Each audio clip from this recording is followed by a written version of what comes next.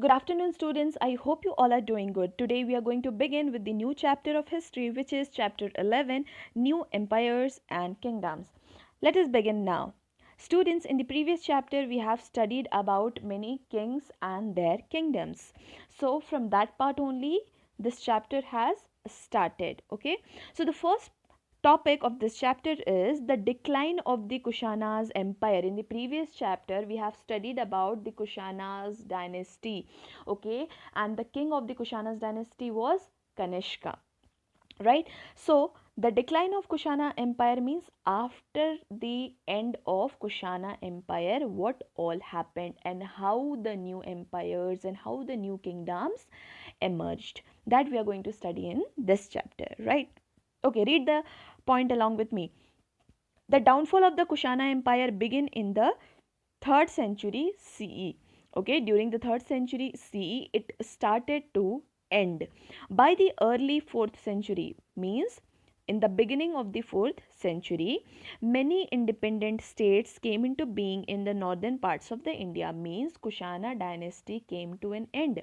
And after the Kushana dynasty, there were many other states, there were many other empires, there were many other kingdoms which came into existence, right? Now we will study about the other kingdoms which came after the Kushana's empire. Okay, now the Gupta empire. After the Kushanas, which empire came? The Gupta empire. Let us study this. Read the paragraph along with me. One of the kingdoms in the Magad region was ruled by a king named Sri Gupta.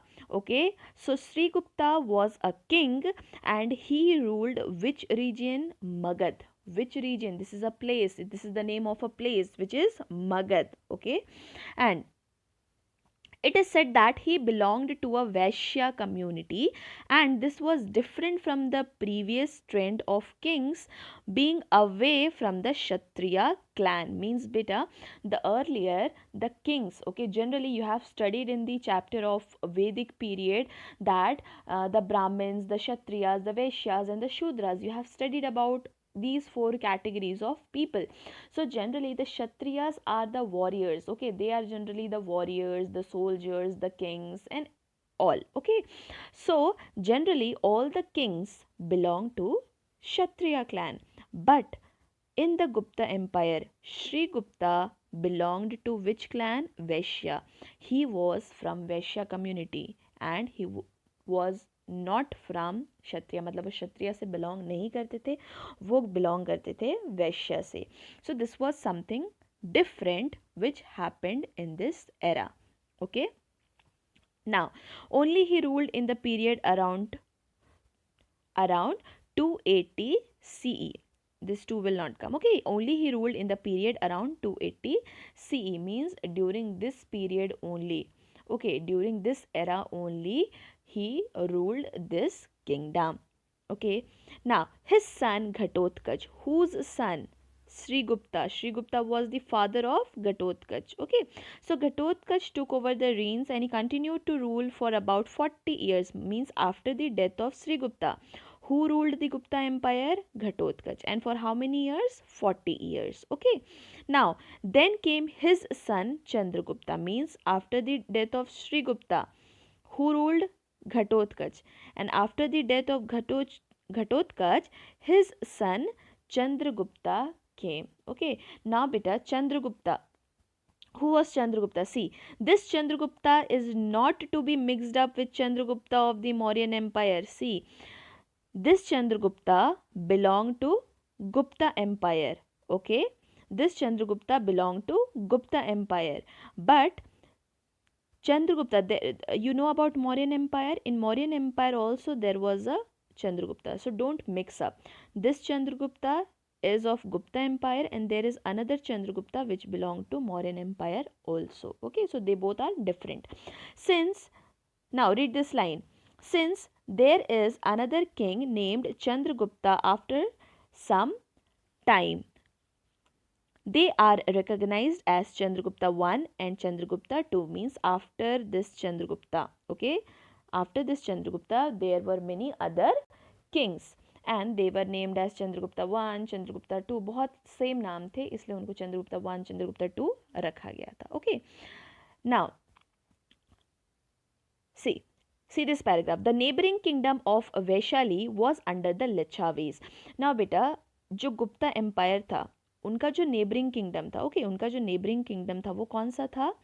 Was of Vaishali. Vaishali एक जगह था जहाँ पे उनका kingdom था.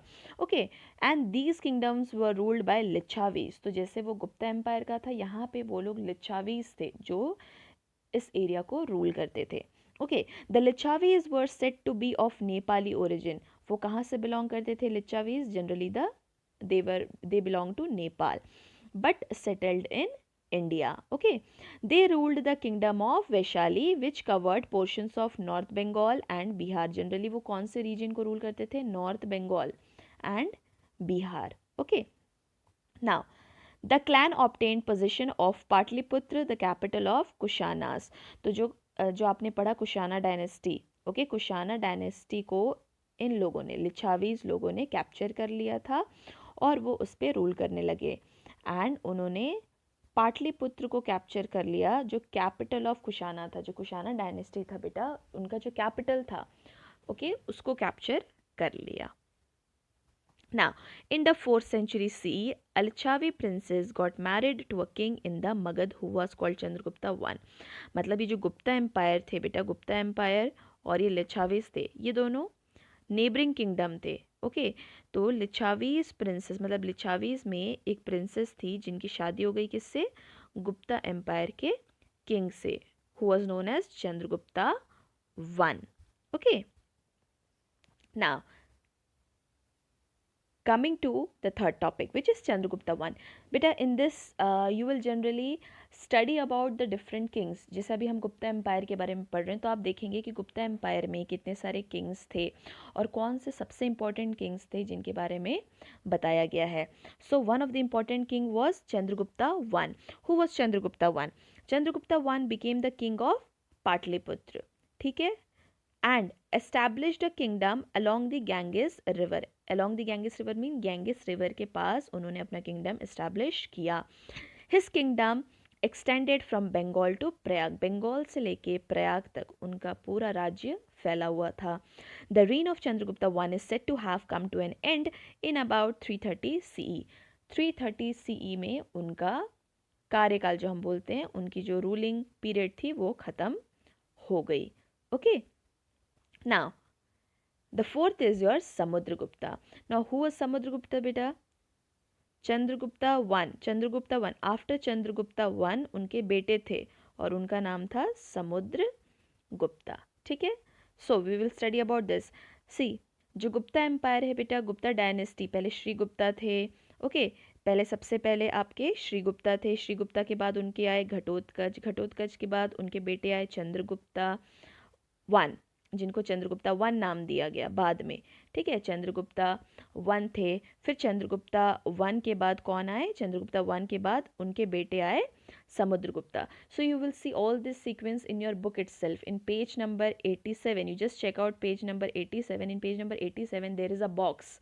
Okay, in that box you will see it is written कि कौन से किंग के बाद कौन कौन थे. Just have a look in your book. Okay everybody, आप क्लियर हो जाओगे. Okay, beta. Now the fourth is Samudragupta. Now who was Samudragupta? See, Chandragupta I was succeeded by Samudragupta in about 330 CE. मतलब समुद्रगुप्ता आए थे. Chandragupta one का जब death हो गया था उसके बाद उनके बेटे ने रूल किया था, वो थे समुद्रगुप्ता. और उन्होंने कितने साल रूल किया? 50 years. And inscription on a pillar which was erected by Ashoka. आपको पता होगा जो किंग अशोका थे उन्होंने एक पिलर बनाया था. ओके, अशोका जिन्होंने एक बहुत फेमस पिलर बनाया था और उस पर बहुत चीज़ें लिखी गई थी जिनको हम इंस्क्रिप्शंस बोलते हैं.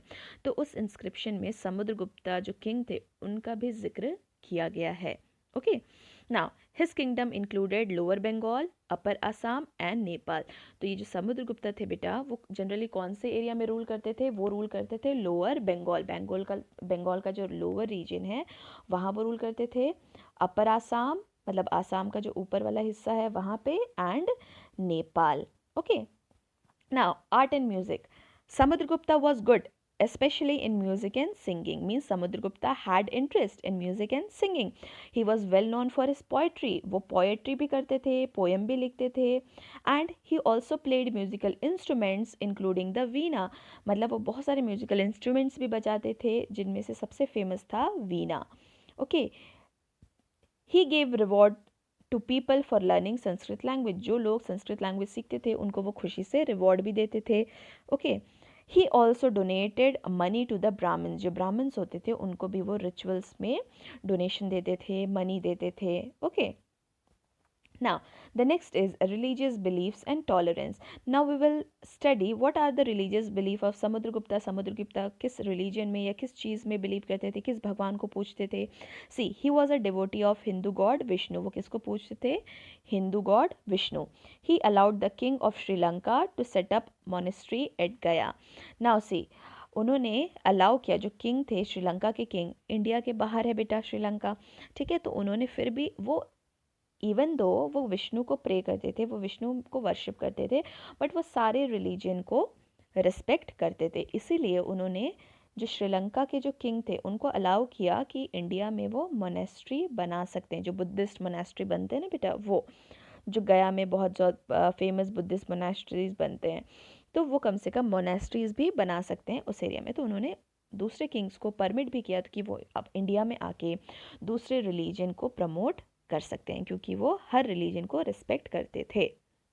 नाउ कॉइन्स एंड करेंसी, इसमें पता चलेगा कि समुद्रगुप्ता के टाइम में जो उनका सिचुएशन था वो कैसे था. Coins and currency, see, historians have found many gold coins from the period of Samudragupta.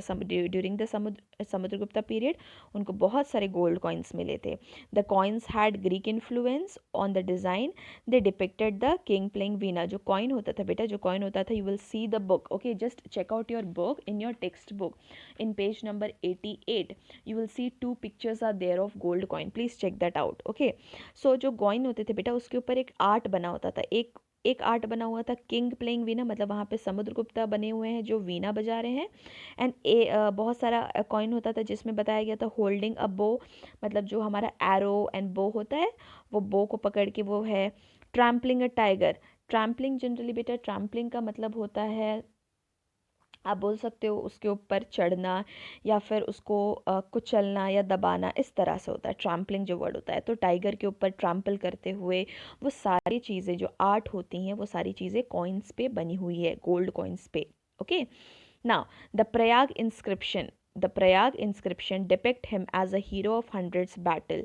जो प्रयाग में जो इंस्क्रिप्शन जो लिखा गया है समुद्रगुप्ता के बारे में, उसमें बताया गया है कि he was the hero of 100 battles, मतलब उन्होंने हंड्रेड्स ऑफ 100 बैटल्स जीते हैं. So that is why he is known as hero of 100 battles. these prashastis okay these prashastis described him as Maharaja Dhiraj और किंग ऑफ किंग्स. प्रशस्ति but मतलब बेटा जो जितनी भी उनकी चीज़ें उनके बारे में जितनी भी डिस्क्रिप्शंस मिली हैं उसमें ये बताया गया है कि उनको महाराजा धीराज बोला जाता है. मतलब किंग ऑफ किंग, मतलब सारे किंग से जो ऊंचे होते हैं, सभी किंग्स से ऊपर जो एक किंग होता है उनको वो पोजीशन दिया गया था, द किंग ऑफ किंग्स, है ना, क्योंकि वो इतने पावरफुल थे. Right, so this is all about Samudragupta. After Samudragupta Chandragupta two. Samudragupta के बाद कौन आए थे बेटा? चंद्रगुप्ता टू. उनके डेथ के बाद उनके सन आए थे, एल्डर सन, वो थे चंद्रगुप्ता टू. अब देखो, Chandragupta two was a conqueror like his father Samudragupta. वो समुद्रगुप्ता जैसे ही बहुत स्ट्रांग थे. He was also known as Vikramaditya. Chandragupta two को और एक नाम से जाना जाता है, वो नाम है विक्रम आदित्य. ही कैप्चर्ड मालवा, गुजरात एंड सौराष्ट्र. मतलब इतने जगहों में उन्होंने अपने राज्य को फैलाया था. ओके, ही कंट्रोल्ड द 3 बेटा this is not parts, this is ports. Okay, he controlled the 3 ports. Generally जो पोर्ट एरिया होता है ना, जो पोर्ट एरिया होता है जहाँ पे जो सी एरिया द पोर्ट एरिया होता है, जो बारोच हो गया, सोपारा हो गया, कैम्बे, तो जो पोर्ट एरिया थे वो उन्होंने कंट्रोल कर रखे थे. Chandragupta two was also known as Shakari. Chandragupta two को सकारी भी बोला जाता है। क्यों बोला जाता है? Which means the conqueror of Shakas. मतलब आपने प्रीवियस चैप्टर में पढ़ा था बेटा, साकाज एक डायनेस्टी है, मतलब एक किंगडम है। तो उस डायनेस्टी को उन्होंने कैप्चर किया था, उनको हरा के उसके ऊपर कैप्चर किया था, तो इसलिए उनको साकारी भी बोला जाता है, क्योंकि उन्होंने साकाज को कॉन्क्वर किया था। एंड एज चक्रवर्ती, उनको चक्रवर्ती भी बोला जाता है। क्यों बोला जाता है? Because which means the universal emperor, and universal emperor means पूरे दुनिया का जो एम्पायर होता है उनको वो पोजीशन पे बताया गया है, क्योंकि वो इतने ज़्यादा पावरफुल थे। Okay, he was famously known for having a court with 19 noble and learn man called the Navratna. मतलब उनके जो कोर्ट थे, मतलब उनके जो अंडर थे 19 noble learn man were there, मतलब 19 ऐसे लोग थे, बहुत ज्ञानी लोग, बहुत नॉलेजेबल लोग, बहुत ही इम्पोर्टेंट लोग, जिनको नवरत्न बोला जाता है, जो बहुत इम्पोर्टेंट होते हैं, जो बहुत ही ज़्यादा, क्या बोल सकते हो आप, बहुत ही ज़्यादा स्पेशल होते हैं, या फिर ऐसे लोग दोबारा, या ऐसे लोग बाकी कॉमन लोगों के बीच में नहीं आते, जो नवरत्न होते हैं, बहुत ही खास ऐसे लोग थे, जिनको 9 ज्वेल्स भी बोला जाता था। These Navratna include the famous poet Kalidasa. इन नवरत्न, मतलब जो ये 9 लोगों में, इन नवरत्न में जनरली, इन सारे नवरत्न में, sorry beta, this is not 19, this is 9, okay, quote with 9 noble and learned man।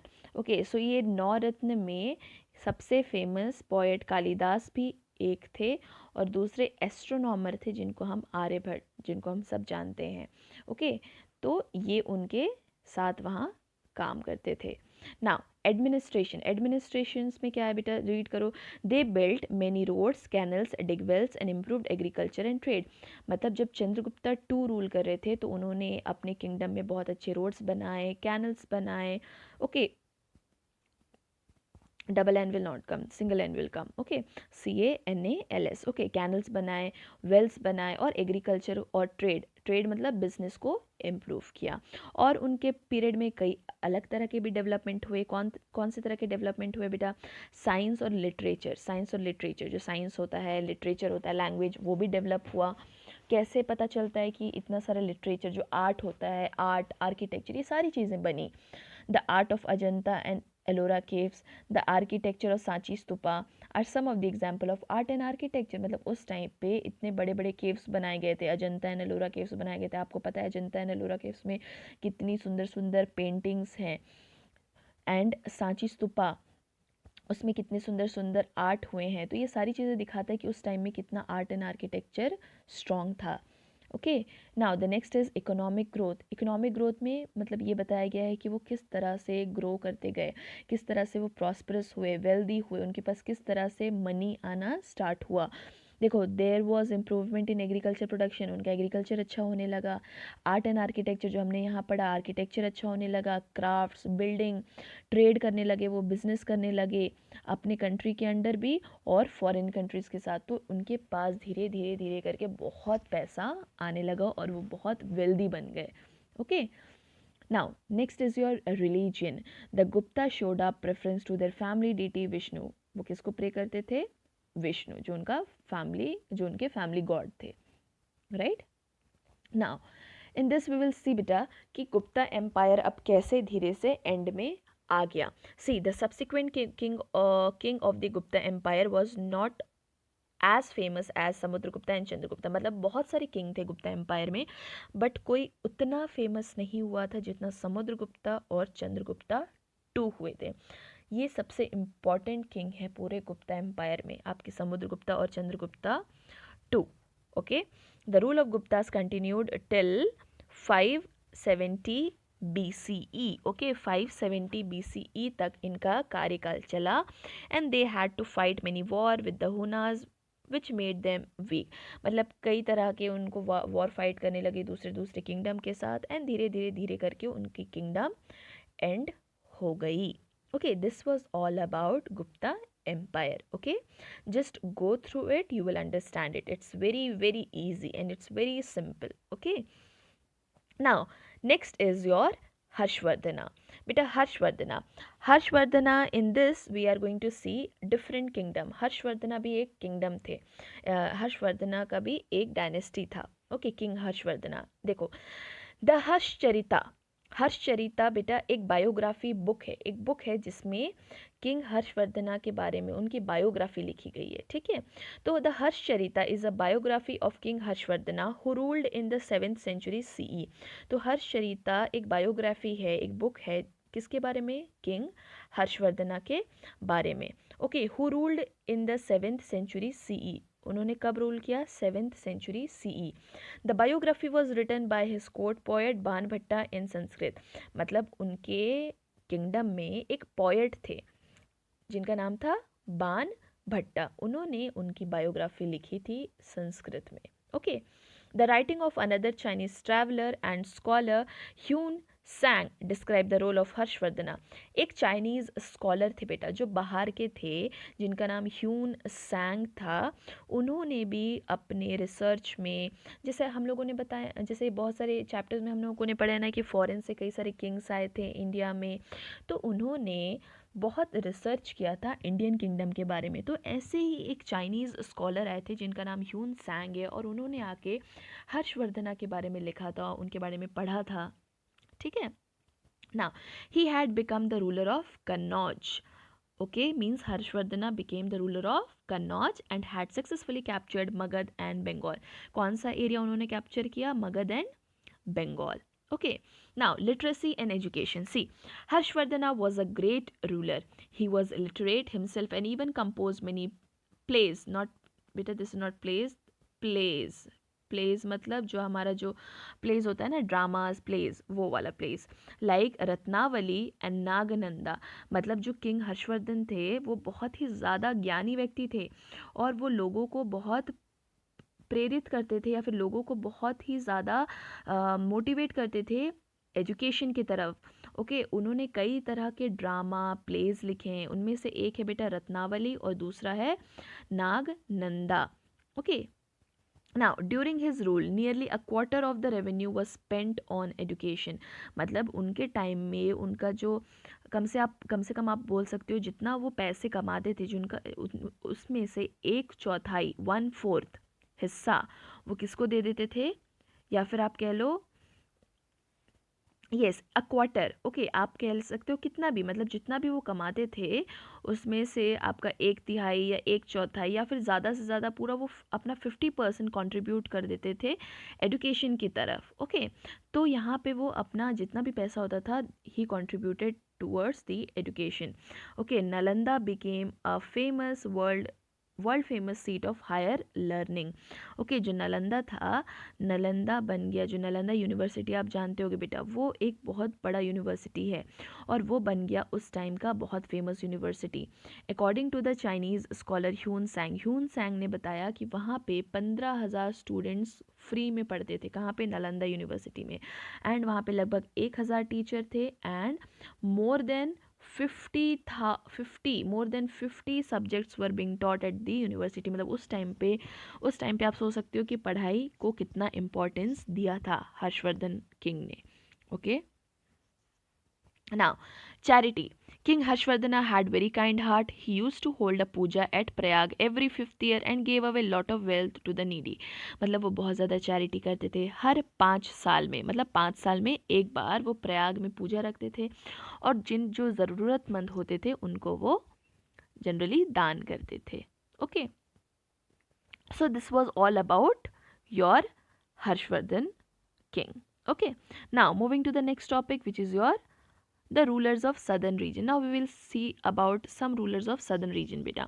See, the prashasti found in the southern region tell us about the Pallavas and Chalukyas. मतलब जितनी भी हमें मतलब जो चीज़ें मिली हैं, जो मटेरियल्स मिले हैं, जिसमें किंग्स और किंगडम्स के बारे में बताया गया है, उसमें एक सदर्न रीजन के बहुत फेमस किंगडम्स के बारे में बताया गया है। एक है पल्लवास, दूसरा है चालुक्यास। ये दो डायनेस्टी हैं, फेमस डायनेस्टी हैं सदर्न रीजन के, जिनके बारे में बताया गया है।